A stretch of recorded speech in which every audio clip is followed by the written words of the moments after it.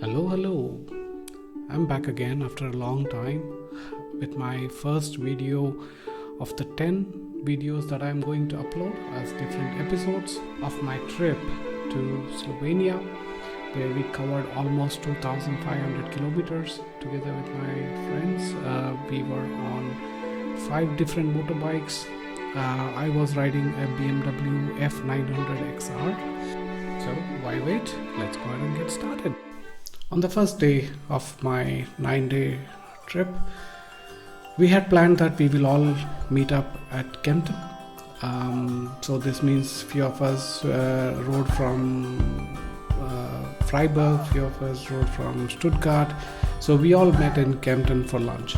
And from that point onwards, it was a group ride. But the ride until Kempten was a complete autobahn ride for me. It was nearly 250 odd kilometers, taking multiple breaks because it was extremely warm. But once I reached Kempten, we all met and we had lunch at one of the Italian places in the Zentrum. Of course, we also had discussed on how to go forward, what are the etiquettes, the rules that one needs to follow in a group ride. And of course, it was my first ride in a group, so this was a little bit required for me. But from that point onwards, it was pretty straightforward. We didn't take any breaks, but we rode for another 130 kilometers or 140 kilometers to Ashau in Chiemgau, which is the last or pretty much one of the last few of the last towns in Germany bordering Austria.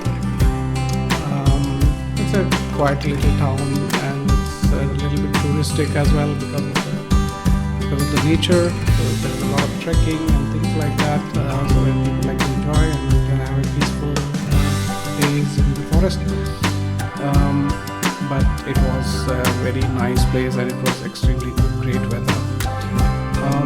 Once we reached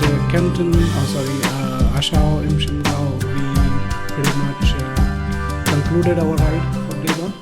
We see all the pictures with all 6 of us having a beer.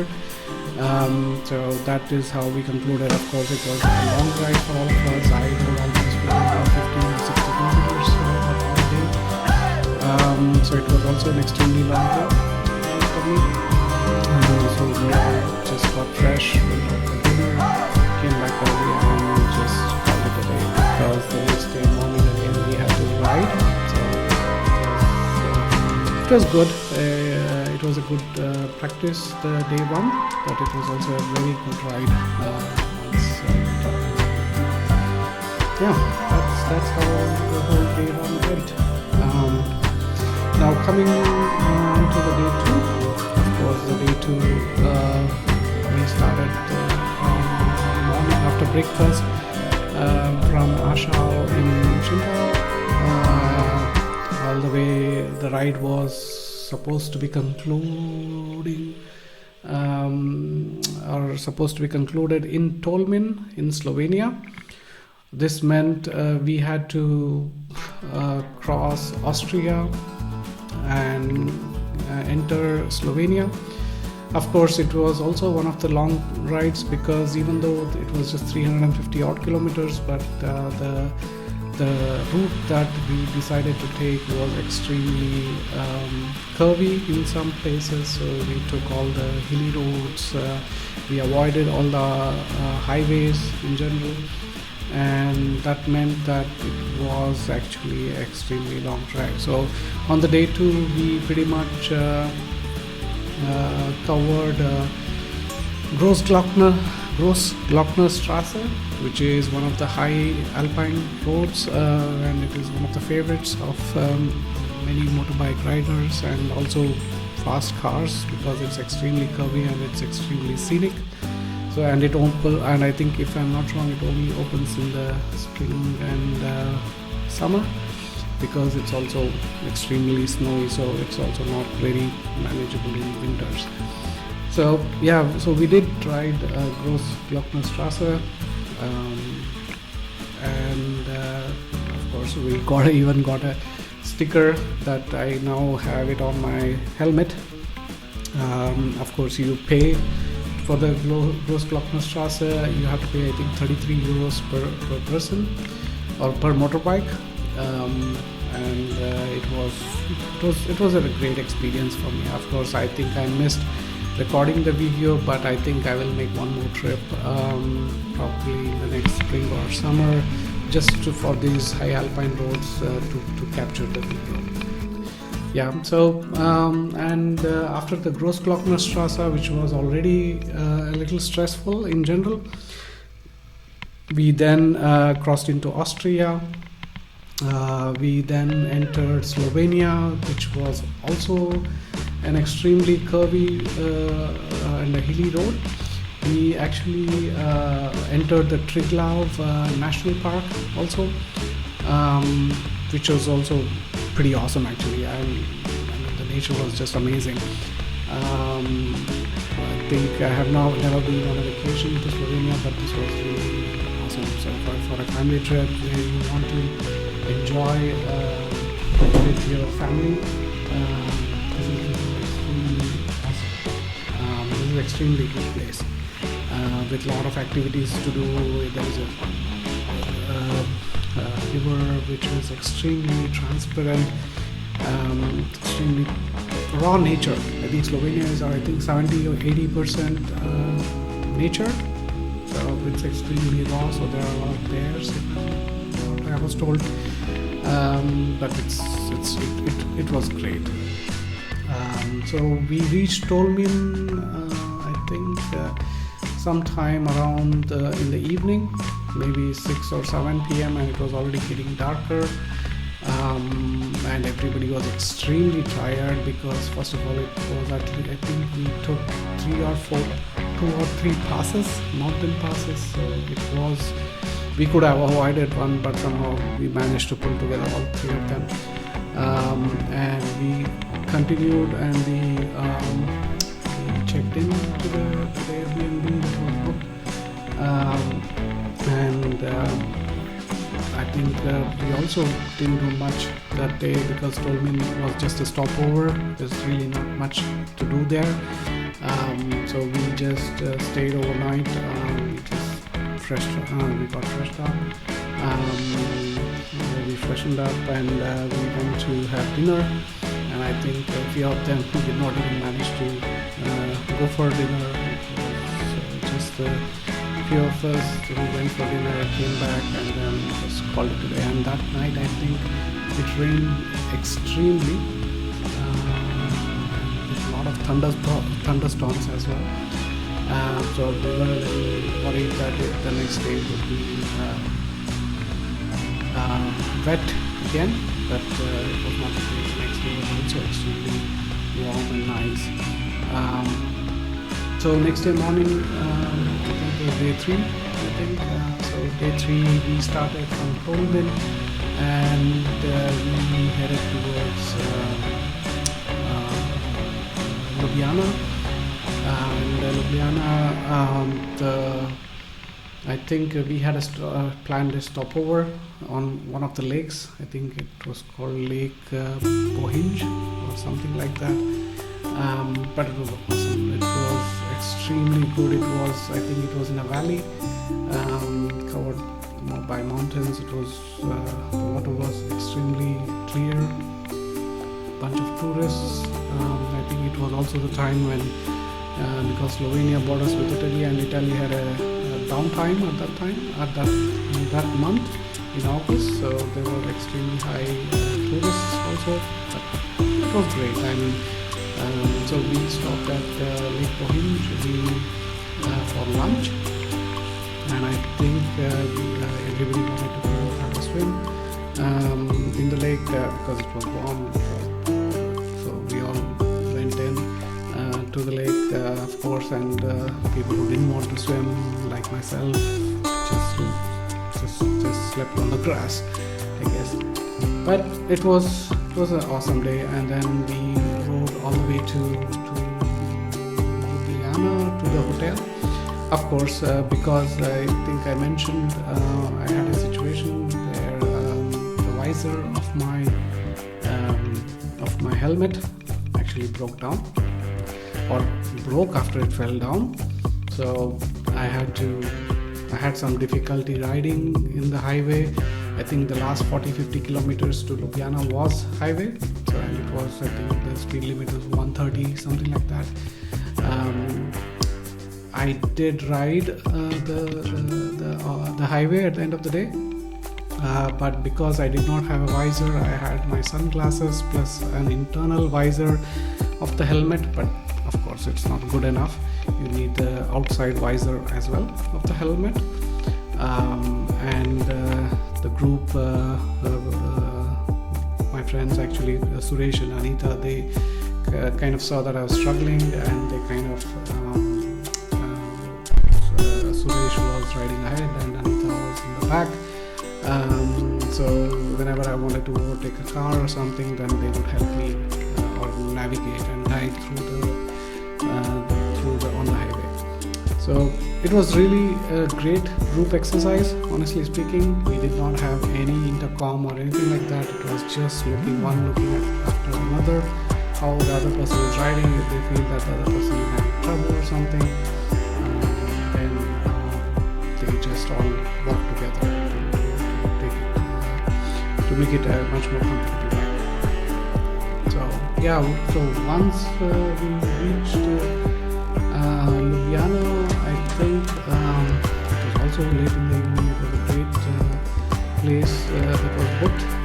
In Ljubljana we had a stay of 3 nights actually, and there I think there we really got some good downtime because of the constant riding of 2-3 days. Everybody already had a little bit of a back pain and body pains, things like that.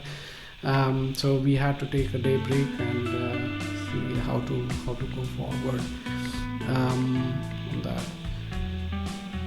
Coming to the day 4, I think actually on day 3, when we reached Ljubljana, we in the evening I think we found a great pizza place in Ljubljana, which was just around the corner from the hotel. So we all had a walk. You can see the photos. There is also a picture of we all sitting there having pizzas. This place was just amazing. I think it had one of the best reviews. I'll probably put the name of the place in the description. So for people who visit Ljubljana and they want really good, great pizzas, the place was awesome. I think we went there twice, even on the last day of our stay in Ljubljana. So that was a great find. We thoroughly enjoyed the good food, and then we all came back, and because everybody was tired, we kind of called it a day. And then the next morning I had made it my mission at least to get my visor replaced or at least fixed. So the next day morning I kind of searched for the helmet repair shop and got the new fresh parts and got my visor replaced or fixed, and this really helped me and my trip, and actually made it more comfortable, let's say it like that. I understand why people say that the visors are extremely important. Of course you can manage, but it's a small thing, but it is also extremely painful because the wind is in your face, and when you want to overtake, when you look on the left, there is no visor. There is a small gap between the inner visor and your sunglass, and the air pushes in and it kind of starts bothering you, right? So but the next day, I think day 4, we got the helmet visor replaced, and it was pretty much the whole day in the Ljubljana city center. So everybody, we did some sightseeing. We went looked at some of the castles there, churches and things like that. So it was a great off time, and we truly didn't do anything actually. We all then we had a what did we do? So we had a light lunch, and then we had some good dinner plans, because the Zentrum is an extremely attractive place. It's very cozy. There are a lot of shops and a lot of restaurants around the canal, and it was really a great place actually to sit down with your friends, have a beer. There are great pubs also there. But yeah, so we all had some Japanese food, if I'm not wrong, that day. It was okay, I would say. We wanted to try out some local food, but there was extremely long lines, and not everybody was patient enough to stand in a line, including myself. So we all just picked up the restaurant which had less crowd. Of course, the food quality was also actually like that. Then on day 5, I think day 5, what did we do? The day 5 we went to Piran. So the Piran is one of the small coastal lines Slovenia has towards the Mediterranean Sea, if I'm not wrong. Probably I'm saying the wrong ocean in here. So that's one of the, because Slovenia in itself is a small country and it has a very small coastline, and Piran is one of the coastal cities. And it is also extremely beautiful actually. You can see some pictures also there. This ride actually, we go from Ljubljana all the way to Piran, and then back to Ljubljana. It was around 300 kilometers or 275 to 300 kilometers odd ride. When we started in the morning, I think we took the internal roads. We didn't touch the highway at all. And on the return journey, it was just highway. But it was great. It was a great ride. It was also extremely hot day. A lot of tourists in the roads. There was a viewpoint from where it's on the top of the hill. It's kind of a wall, so people can just pay some price for the tickets, and then one can go up the wall and look at the full view, 360-degree view of Piran and the neighboring coastal towns and the ocean itself. It was great. It was a fun trip, and then after the wall we all rode down into the town, into the Zentrum. So we found some parking places for our motorbikes. Of course, it was an extremely hot day. Even though it is 34-35 degrees, in India maybe 34-35 seems not so hot, but here in Europe, because we are above equator, and during summers generally 34-35 means it's also extremely hot, or you can compare it to 41-42 in India. That's the level of hotness, the heat here in Europe is. So we had some good lunch at an Italian place, and I think after that everyone wanted to go swim in the ocean. So it was a shallow, not a sandy beach but a rocky beach. There were a lot of tourists, of course. And it was a shallow coast. So everybody just jumped into the water, including myself, and it was really relaxing. Let's say it like that. So we were there for a couple of hours there in Piran in the ocean. We were just chilling there, and then I think around evening, around 4:30, something like that, we headed back towards Ljubljana. Of course, the ride was also uneventful. It was on the highway all along, and it was also and for pretty much all the rides, we were all we had this basic etiquette. Okay, we should, if I'm riding ahead, then I should. If I'm not the last in the group, then I should be able to see the next person in my rear view mirror. Things like that. So we were all kind of covering for each other. and it was a great ride. And then we all went back to the hotel. And I think that day also, because we did not want to take the motorbikes again, so we just walked back to that pizza place and had the dinner. And it was really fun. And I think now I'm talking about the day 6, if I'm not wrong. So the day 6 was going from Ljubljana all the way to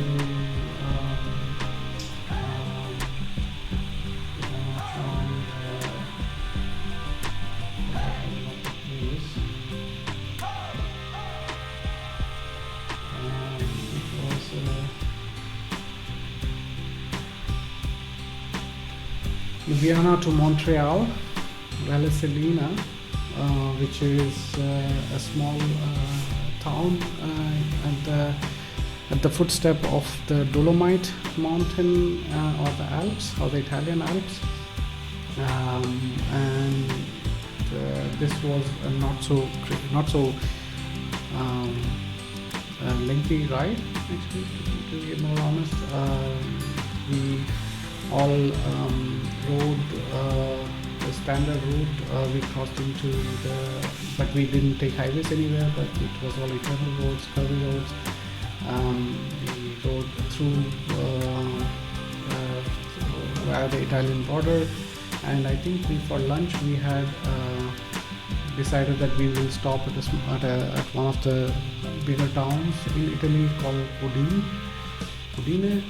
I think that's what it's called. So you can see a few pictures there.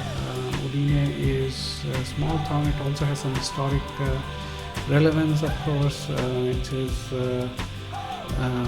has some good churches and great centrum, or city center. So you can go have lunch, walk around the place a little bit, and things like that.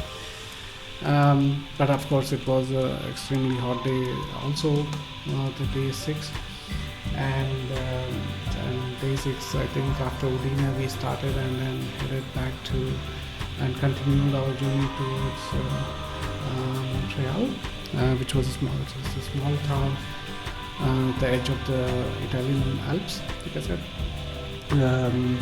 So we reached around 4:30, 5 o'clock. It was quite a small ride. We took a few breaks in between to fill up the petrol and things like that. But I think day 6, once we reached the hotel was extremely good. I will put all the hotel descriptions in my in the video text. So if you are interested, if you are in the area and you would like to, you're looking for a good hotel, then you should always try that out. I think on that day we all walked out. We just picked up, we just left the motorbikes at the hotel. We were just walking because it's a small village, Montreal, and we walked around to the small burger place, which was very cozy. Actually, it was an outdoor eatery. So it was extremely good time to catch up with the group and how's the ride going, things like that. And I think by the time we headed back to the hotel, it was around 9:30, 10 o'clock in the night. And then once we headed back home, then we had a couple of beer and things like that, and then just hit the sack. So that's day 6, and that's how it went. So let's see how, and I will continue the information and sharing my experience of the motorbike and everything else in my next videos as well. Just to give you a little bit of a experience of this first 6 days of the F900XR. The motorbike in itself was great. You know, great engine, great pickup, comfort wise good. Of course it still had this seat, which I think I heard somebody calling it a 1 hour seat, so you can at the max sit 1 hour continuously before you need a break. So or at least to adjust your butt accordingly, even if you're wearing a padded cushioned pants or boxers, things like that. One needs to take a break because you will start feeling the pain. I know there are some third-party vendors who kind of adjust or manufacture or create new seats with more cushion. Of course, when I buy my own motorbike, I will see how that goes.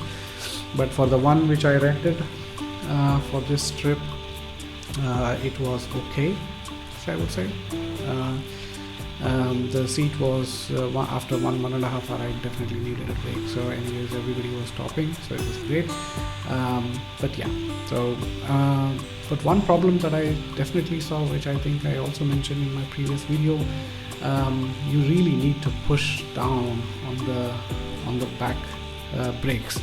I think it's a problem in general with the BMW motorbikes, that you really need to push down the lever to start braking, or to use the back side brakes. Of course you can also use the front brakes as well, but when you're riding in the curves, things like that, especially the sport tourer ones, where you have luggage and all in the back side, you might want to be a little cautious about that. So that's my experience so far, and I think until day 6 that's how it all went. It was, like I said, it was a very, very great trip. A lot of sightseeing, nature, and of course you get a lot of downtime because you're only concentrating on the road. So it is truly the experience of a motorbike that you go for such long rides. And I do understand why people say things like on a motorbike you truly meditate. I kind of get the idea now, but it was awesome. Okay, then let's see in the next video. Okay, thank you, see you later.